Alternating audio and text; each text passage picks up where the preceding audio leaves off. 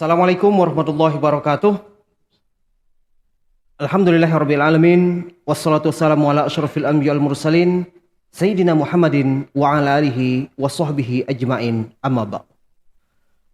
Pamorian yang dirahmati Allah, di mana saja berada yang sedang menyaksikan acara Pamor Pengadilan Agama Mentok obrolan ringan. Kembali kita bertemu di podcast PA Mentok TV. Edisi kali ini adalah edisi yang sangat istimewa. Karena di studio kami yang sangat sederhana ini kedatangan sosok yang luar biasa. Yang alhamdulillah beliau bersedia menjadi narasumber bagi kita semua di edisi ini. Sosok narasumber kita kali ini, di samping beliau adalah sosok akademisi, sosok seorang ustaz, dan sangat humanis.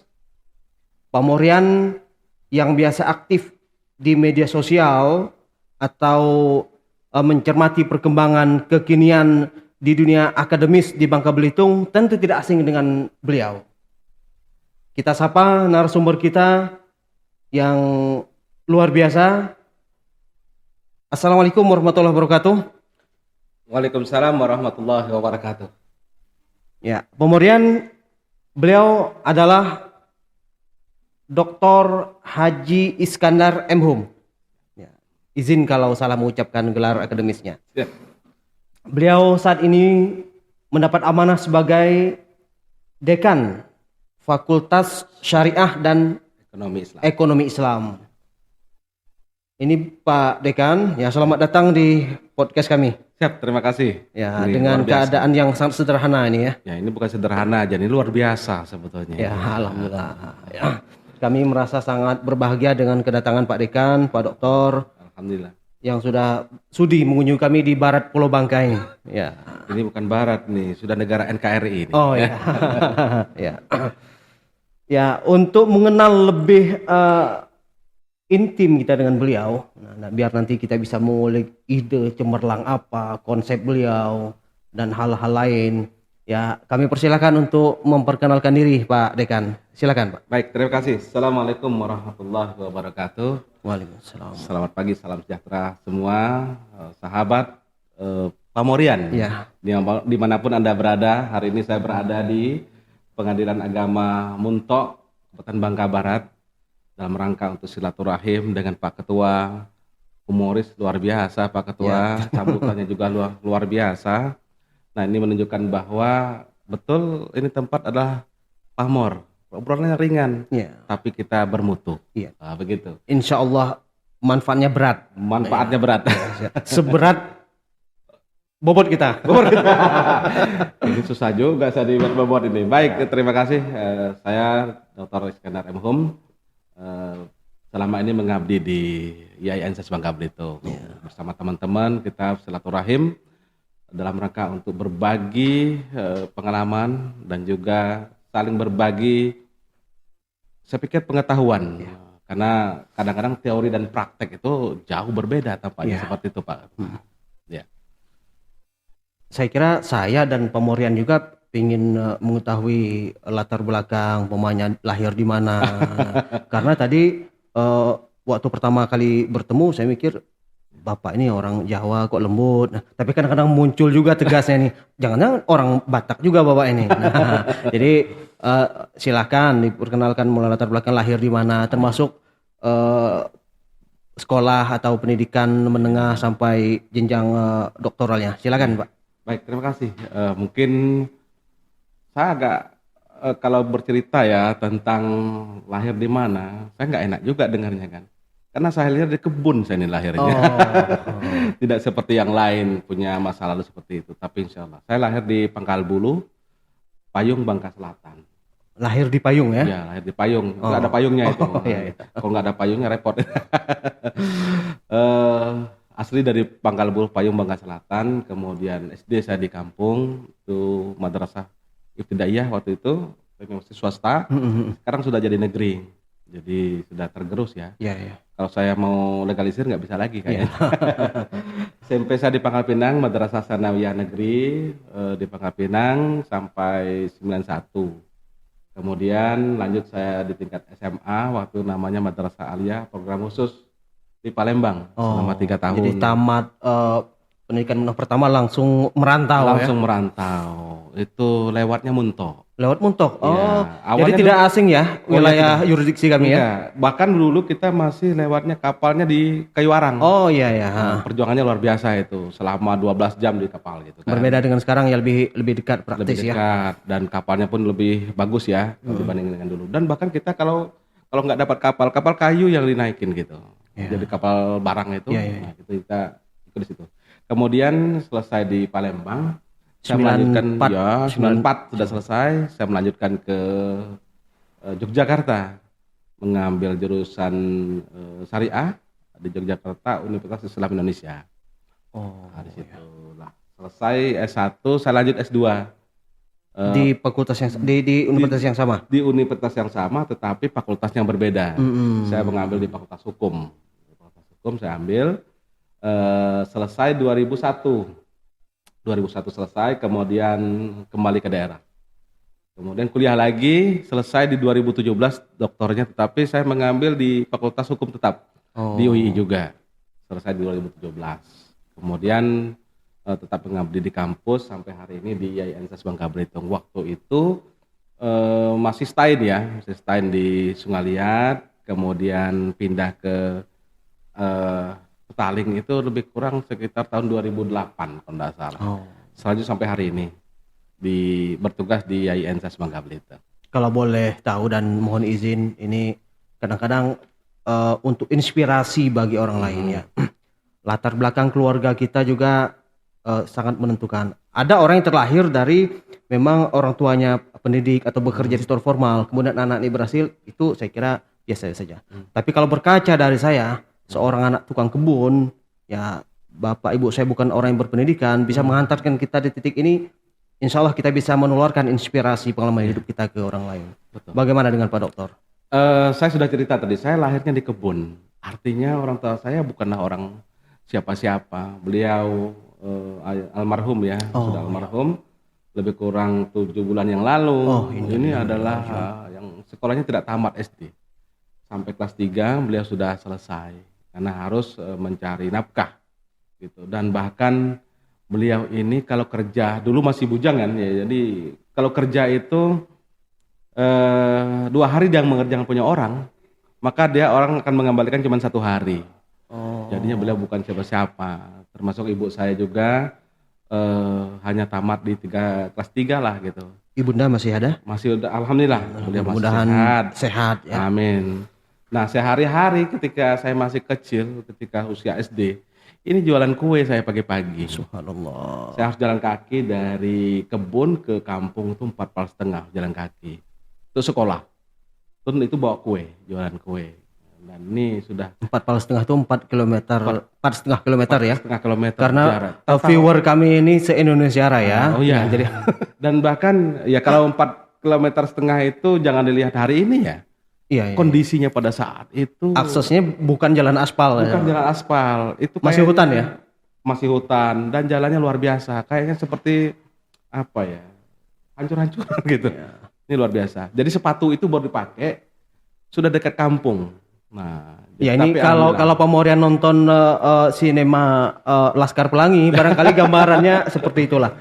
Ya. Inspirasi yang ingin saya tanyakan tadi itu, meskipun agak personal oleh sebagian orang, adalah bahwa ternyata kita yang bukan anak siapa-siapa, dengan keikhlasan orang tua kita, ya. Dengan semangat kita, kerja keras, insya Allah kita bisa ya setidaknya berada di titik ini. Ya. Betul. Karena saya yakin ya di daerah Pak Dekan juga orang-orang sebaya kita banyak yang dari segi finansial orang tuanya jauh lebih mampu, tetapi ternyata mereka setidak-tidaknya mereka tidak bisa memberi kontribusi kebaikan kepada orang lain. Betul. Ya. Dan ada yang menarik ya Pak Ketua, bahwa saya merasakan ya, saya dikritik kenapa sekolahnya di sekolah agama. Ya. Oh, sekolah di madrasah gitu. Saya hari ini bukan bicara itu, tapi di tempat manapun yang penting kita bisa mengabdi, bisa sekolah, toh nanti akhirnya takdir kita mungkin berbeda dari apa yang kita harapkan. Saya hari ini sebetulnya Pak Ketua pengen jadi hakim. Oh, subhanallah. Niat saya jadi hakim, tetapi takdirnya jadi dosen. Ya. Tapi saya ikutin saja bahwa itu adalah takdir dari Allah Subhanahu wa taala. Walaupun sekolahnya di madrasah tapi tetap juga bisa ternyata mengabdi di tempat lain. Ya, ya, terima kasih kisah inspirasi dari Pak Dekan.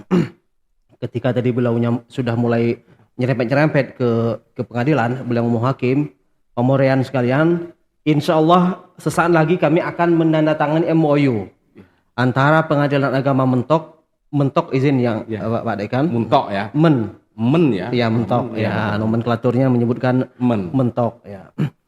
Antara Pengadilan Agama Mentok dengan Fakultas Syariah dan Ekonomi Islam Institut Agama Islam Negeri Syekh Abdul Rahman Siddiq.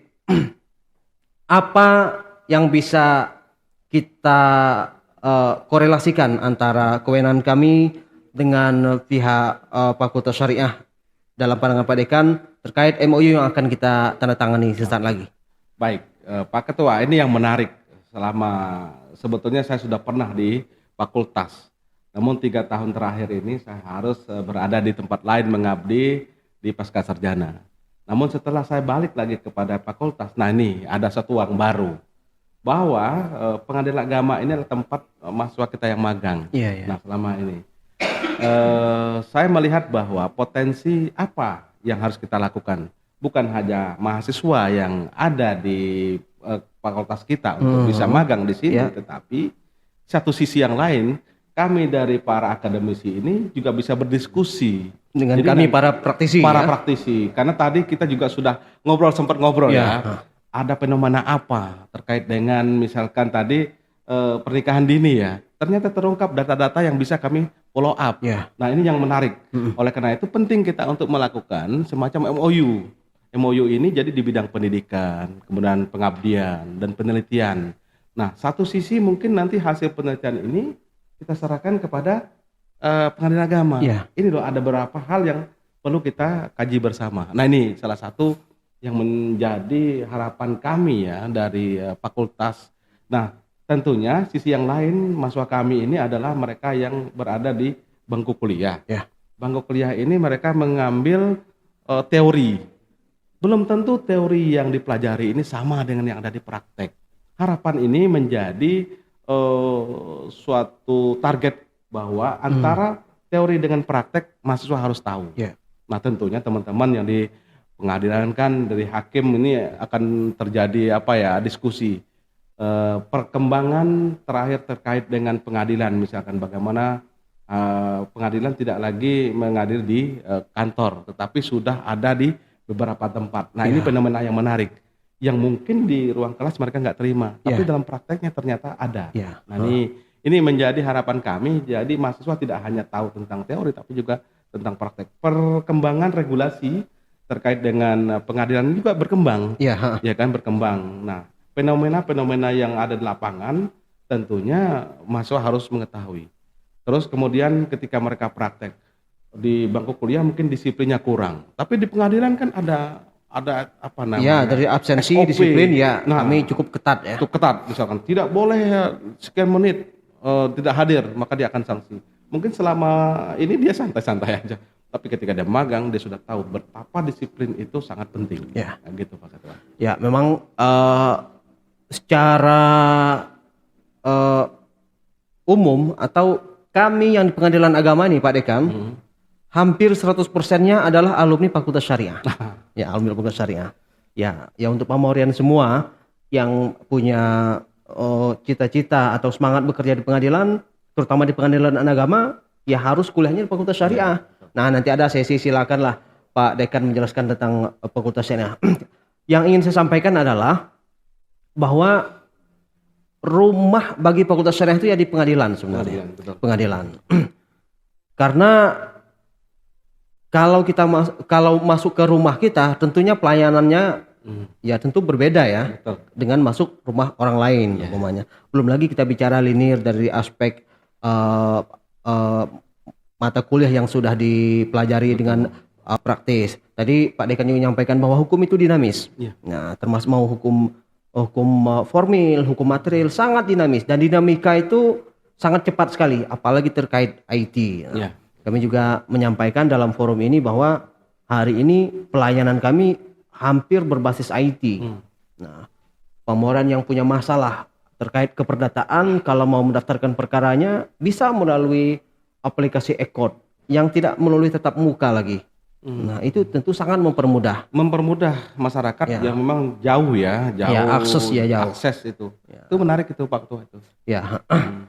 Eh, dan kita harapkan Pak Dekan setelah MOU kita tanda tangani dan sesuai dengan apa yang menjadi tanggung jawab masing-masing dan tanggung jawab bersama, kemudian kita sukseskan, termasuk tadi disampaikan bahwa ada adik-adik yang akan PKL atau praktek kerja lapangan ya Betul. di kantor kami. Insya Allah kami akan pandang mereka seperti adik kami sendiri. Bagaimana seperti dulu kami ketika praktikum di pengadilan dipandang adik oleh para senior kami. Nah, itu tentu kelebihan yang mungkin tidak akan dimiliki ketika mereka praktik di tempat lain. Ya, saya juga kebetulan Fakultas Syariah jurusannya Peradilan Agama Pak Ketua. Jadi merasakan betul bagaimana sebetulnya ketika mereka berada di pengadilan. Jadi memang betul-betul seperti mungkin dia menjadi hakim ya, hakim gitu kan, dia paham hakim seperti apa. Tampilannya seperti apa kan begitu. Nah, ketika di teori mungkin dia banyak menerima itu. Dia sudah dijalin dengan teori, tapi ketika praktek tidak seperti yang ada di dalam teori. Jadi kan semestri sudah dapat semestrinya sudah klik ya kalau Pak Dekan ngomong. Nah, gitu. Bukan orang lain. Ya, bukan orang lain. Selanjutnya Pak Dekan, setelah nanti kita melaksanakan tanggung jawab bersama dan masing-masing sesuai tupoksi di MOU kita harapkan dengan kajian ilmiah kawan-kawan sebagai akademisi di IAIN, stakeholder lain juga ikut bersama lah. Apalagi terkait yang disampaikan Pak Dekan tadi, fenomena sosial maraknya dispensasi kawin, perkara dispensasi kawin, artinya dalam hal ini terjadinya pernikahan usia dini, ada yang menyebutnya pernikahan anak, atau pernikahan di bawah umur. Ini fenomena yang tren ini tren negatif. Nah, dan trennya meningkat. Betul. Betul. Sekedar informasi, tahun 2021 itu 31 perkara yang masuk. 31 perkara. Ya. Itu cukup Untuk tinggi. tahun 2022 ini baru pertengahan tahun ya, itu sudah 22. Luar biasa. Nah, itu yang memiliki kesadaran hukum mendaftarkan perkaranya ke pengadilan. Ya. Yang tidak mendaftarkan itu jauh lebih banyak. Saya pikir begitu. Nah, oleh karena itu nanti dengan MOU ini kita coba untuk nanti kerjasama tidak hanya dengan pengadilan nanti. Ya. Kita mengedukasi masyarakat melalui pengabdian dosen. Saya melihat ada potensi kita kerjasama ya untuk menekan pernikahan dini ini mungkin dengan pola-pola tertentu. Kita mungkin bisa kerjasama dengan Kementerian Agama terkait dengan itu, karena memang saya melihat anak-anak yang hari ini mungkin di jalur SMA ya, ini yang paling banyak minta dispensasi. Nah, kita nggak tahu ini fenomena ini kan sebetulnya seperti gunung es ini tampaknya, seperti itu. Kalau seandainya tidak kita tangani hari ini, maka otomatis nanti ini akan menjadi masalah di kemudian hari. Saya yakin dengan ada MOU ini, kita memang di kampus ada 3 hal yang kita kerjakan itu. Pertama terkait dengan pendidikan, pengajaran. Oke lah, itu ada di kampus. Tapi ada juga penelitian. Penelitian bukan hanya selesai diteliti kemudian kita onggokkan menjadi berkas biasa, enggak. Tapi ini harus ada tindak lanjut gitu kan? Ya. Nah, di sisi yang lain kita ada pengabdian. Nah, pengabdian ini Pak Ketua, kita perlu kerjasama banget. Saya melihat tadi ada beberapa daerah wilayah yang memang sudah dimentok ini ya. Pak Ketua tadi sudah sampaikan beberapa data. Ini perlu kita kaji bersama supaya nanti ini bisa memberikan masukan kepada pemerintah daerah. Kalau seandainya kita kaji bersama, kemudian kita berikan ke pemerintah daerah, inilah nanti kerjasama itu kita muncul. Tidak hanya dengan Pengadilan Agama Mentok, tetapi juga dengan pemerintah daerah.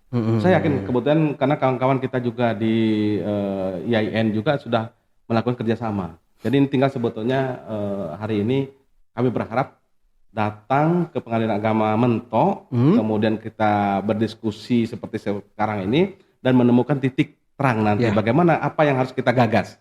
Nah, ini yang menarik nanti. Jadi harapan Pak Ketua dengan kami di fakultas nyambung ya begitu. Dan insya Allah ini akan menjadi amal jariah kita semua. Amin. Sebagaimana ini juga menjadi amal jariah dari almarhum ayahanda kita yang sudah berpulang 7 bulan yang lalu, Insyaallah. Amin, bisa amin. menghantarkan Pak Dekan hingga saat ini. Alhamdulillah. Kami yakin ini adalah amal jarah beliau dan saat ini beliau mendapat nikmat kubur di lapangan kuburnya. Amin, Kami amin, amin. turut berduka cita dan berdoa untuk almarhum. Amin. Terima kasih. Ya. Pak. Berikutnya Pak Dekan, saya secara pribadi sering menularkan pengalaman saya. Insya Allah konteksnya ini tidak riak untuk pemurian semuanya dan dalam berbagai kesempatan. Sama latar belakang saya dengan latar belakang beliau, saya kira kurang lebih. Kami terlahir di kebon juga. Ya. Dari orang tua yang saya sampaikan di awal tadi, yang bukan orang berpendidikan, hanya sekolah dasar. Nah, tapi karena keikhlasan dan tekad kita yang kuat sehingga mengantarkan kita di titik ini. Meskipun bekerja di sektor formal itu bukan suatu kemuliaan ya. Ya. Tetapi insya Allah dengan amanah yang diberikan kepada kita saat ini oleh institusi kita ini bisa memberi kontribusi kita lebih banyak kepada orang lain. Betul. Nah, dan ini selaras dengan hadis Rasulullah, khairun nas anfa'uhum linnas. Ya. Saya sering menularkan spirit kisah hidup kita yang dengan latar belakang terbatas tadi itu, dan dengan segenap perjuangan kita. Dan saya yang alumni Fakultas Syariah, saya sering menyampaikan masuk Fakultas Syariah. Tetapi, nah ini ada tetapinya, mindset orang kalau bicara tentang Fakultas Syariah, kesempatan kerjanya bagaimana? Ya. Nah, bisa apa saja. Ya. Nah, sebagai orang nomor 1 di Fakultas Syariah, apa yang bisa Pak Dokter sampaikan kepada pemurian? Ini pemurian semua bahwa apa disampaikan Pak Ketua betul. Kalau masuk ke Fakultas Syariah, ini kerjanya di mana gitu kan? Ini yang harus menjadi catatan bersama. Saya dulu mau masuk Fakultas Syariah, mau jadi hakim, ternyata tidak menjadi hakim gitu kan. Ternyata menjadi dosen. Artinya apa? Kesempatan kita mengabdi tidak hanya seperti apa yang kita pikirkan. Ya. Karena bisa saja di tempat lain. Nah, oleh karena itu kita di Fakultas Syariah hari ini sudah memulai menata bagaimana hubungan antara kami dengan mahasiswa kemudian dengan orang tua plus fasilitas yang kita sediakan. Oleh karena itu nantinya mahasiswa-mahasiswa ini dalam waktu ke depan ini akan ada yang namanya pelatihan-pelatihan yang di labor. Nah, laboratorium kita sudah mulai aktif kembali. Inilah pentingnya kami untuk kerjasama. Jadi nanti teman-teman yang dari praktisi untuk bisa menyampaikan informasi bukan hanya nanti dari pengadilan ya, tetapi juga dari sisi yang lain. Nah, oleh karena itu bahkan kami terakhir akan melakukan pelatihan juga terhadap mahasiswa kalau mereka mau ke luar negeri. Jadi kita berpikirnya tidak lagi lokal gitu kan, tapi sudah mulai global, internasional gitu kan. Ini progresif Pak Dekan kita nih. Iya, jadi karena nanti mereka juga bisa melakukan, jadi bukan hanya sebagai, mohon maaf mungkin hanya di pengadilan, tetapi juga yang bersangkutan sebagai peneliti. Peneliti juga hebat itu. Ya, kenapa? Karena memang kalau sudah mengetahui tentang anggaran penelitiannya yang di luar itu sudah luar biasa. Artinya kita bisa membentuk yang namanya komunitas. Nah, kebetulan saya juga sebetulnya di luar juga ikut, jadi tidak hanya di kampus. Nah, ini penting. Apa pengalaman kami beberapa dosen ya di luar ini menjadikan catatan bahwa mahasiswa tidak hanya kuliah di kampus itu di bangku kuliah, tapi kami coba untuk menjadi entrepreneur juga gitu kan. Jadi Fakultas Syariah dengan 3 program studi hari ini, ada perbankan syariah, kemudian ada akuntansi syariah, kemudian ada hukum keluarga Islam yang sesungguhnya sama ya nanti dengan pengadilan agama ini. Kita juga ada prodi yang baru, yaitu pariwisata syariah dan juga hukum ekonomi syariah. Nah, tahun depan insya Allah hukum tata negara. Jadi nanti ini sebetulnya kawan-kawan kami ajak untuk berdiskusi bahwa yang kami targetkan ke depan bukan hanya kerja di formal, tapi mereka juga bisa eksis di luar. Ternyata itu bisa.